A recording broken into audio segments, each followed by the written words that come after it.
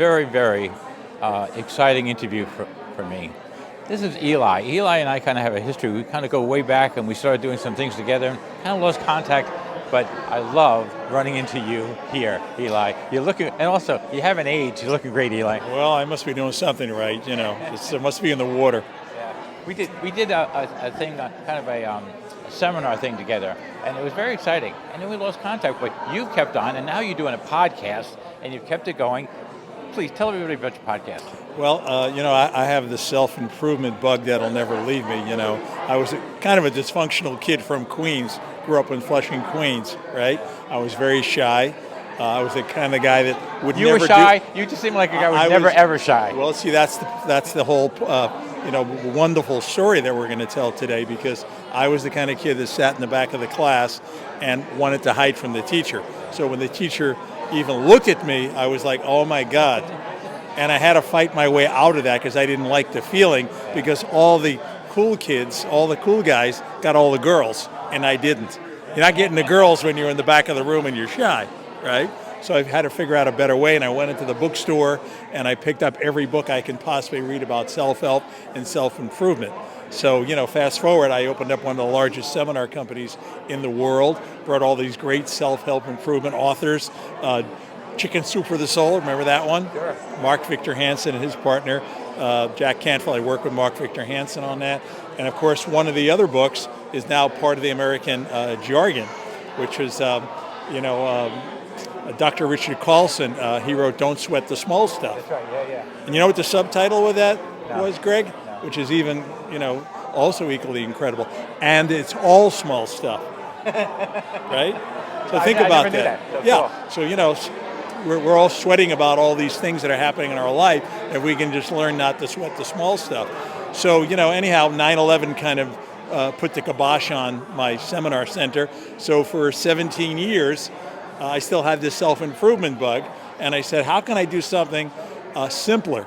Where I'm not putting all this money out and all this, crazy time till 4 a.m. And I podcast. What a great idea. Simple. Yeah. Just me. I don't have to hire, 150 people. Yeah. I don't have to, put the $100,000 worth of boxes in the street corners all over New York City with a magazine in it. And that's what I was born my... That's your city guy. My podcast. No, my podcast. So, and I'm the kind of guy that likes to keep things simple, because the name of my seminar company was The Seminar Center. So I figured The Motivation Show. Nice and simple. Tells you exactly what it is. Yeah. When we started working together, it was a thing called Time to Evolve, and it was about conscious evolution and the fact that we're at a stage of our evolution, and now that we actually are much more powerful than we realize that we are in the experience that we have in the world that we create around us. And this guy got up there and just wowed everybody with this motivational speaking thing, and you're still doing it. Well, I think we all need to be inspired no matter what level of life that we're in. And we're all get into funks, it's human existence. We're up, we're down, we're up, we're down. And, the same way we drink water every day and we have to sleep every day, we should try to find a way to inspire ourselves every way. But I think that the average person, unfortunately, most of their dreams end up in the graveyard. And we really don't want that to happen. We really want to be able to manifest as many of our dreams as possible, but things like fear get in the way. Things like self-confidence get in the way. So we have to find ways to build that. And one of the ways to build that is to have small victories. Celebrate small victories. You don't go for the big grand slam home run where you're just going to disappoint yourself. It's going to be impossible right up front. Just, small victories along the way. So what's that thing that... people ask, on their dying deathbeds, if they could have done anything different, and not pursuing their dreams is like the number one thing. Everyone said, I didn't go after my dream. And that's where you come in, letting everyone know they can and should. The saying is that it's better to have tried and failed than never to have tried at all. Because the things that we regret are not the things that we fail. Of course, they hurt and they sting, but they're also life lessons. The things that we really regret are the things we were either too fearful or too chicken or, whatever reason we had not to do it. So I would rather fail at something, I actually celebrate the failure, because at least I can say to myself, you know something, I tried. So I've actually, and I'm married, I'm not, but if I wasn't, I'd probably be the world's greatest pickup artist. You know why, Greg? I'll tell you why. Because I've learned that to go over and actually ask a woman out, right? And I'm not doing that because I'm married, I'm happily married, but if you went and asked a woman out and she said no, I'd actually celebrate. Now, most people, guys would be like, oh my God, I'm devastated, I'm not going to ask anybody else out now. I keep asking girls out. Why? Because the more rejection I get, the more proud I am that I actually was in the game. And eventually the lower of averages is going to work out in my favor. So people just don't think that way. They get devastated, they get knocked on the canvas, they stay on the canvas, and they give themselves a reason why not to, succeed. Oh, look what happened last time I tried, so why even bother trying?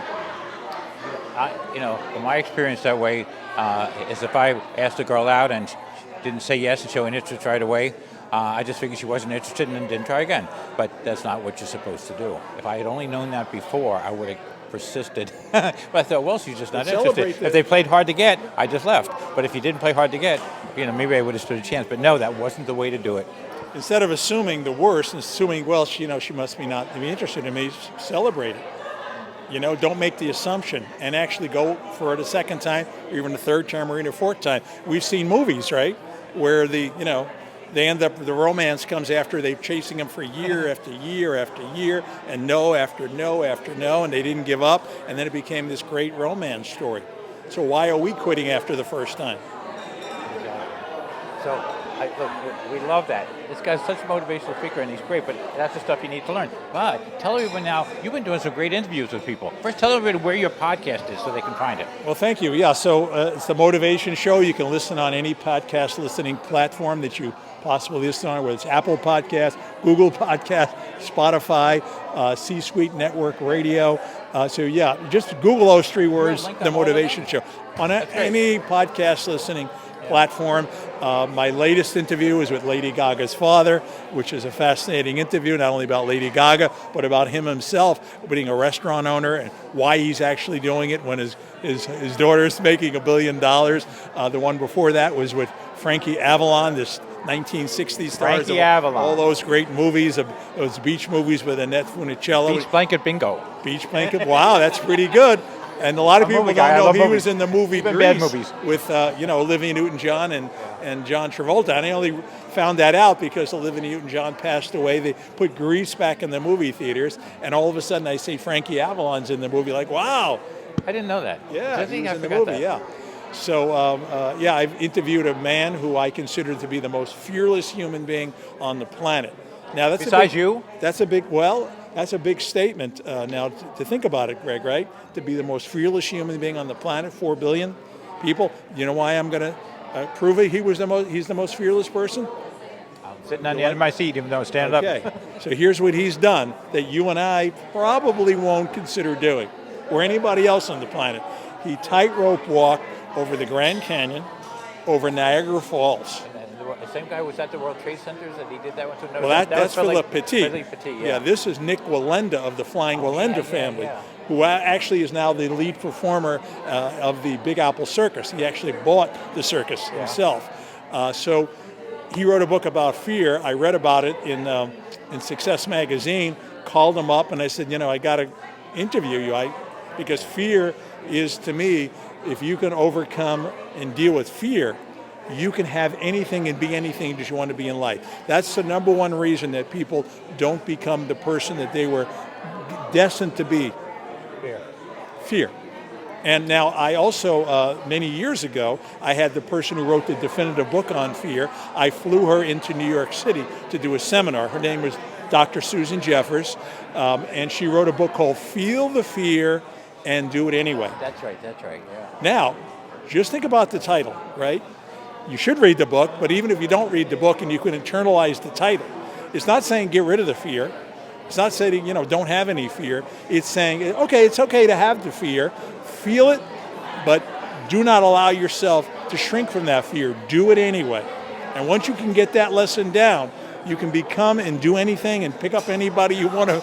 Anything you want in this life is yours. Talking about picking people up. Fear not, for I am with you. Yeah, so listen, I'm loving this. You really, your energy just has not stopped. I love you for it. And that's so great running into you here. But just one more time, when they go and they look for you, what are they going to type in Google to try to find your podcast? The Motivation Show, 3 simple words, and subscribe free. It's all free. That's the incredible thing, free content. Can't beat that, right? But Eli is so worth it, and it's so much fun having run into you here after so long. It's Thank really you, good. Greg. Really a pleasure seeing you, buddy. Really good to see you. Thank you. Good work yourself. Thanks.